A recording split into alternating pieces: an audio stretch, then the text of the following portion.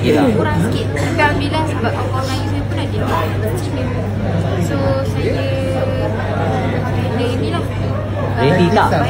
Ready tak kalau diberi peluang ke China? Saya ada ni lah, personal lah untuk pergi senang nak pergi China kan. So saya kena berbaik kepada saya punya bahasa. Mai bila perancangan nak ke China tu tahun lepas?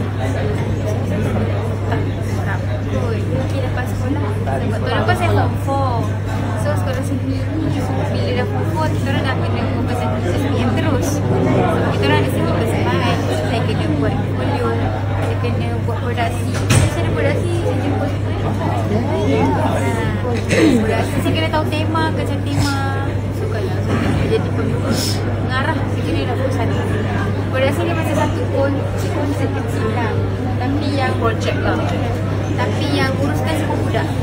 Cikgu hanya memantau je. So kalau saya dah pengarah, tak lah. Mai apa kan?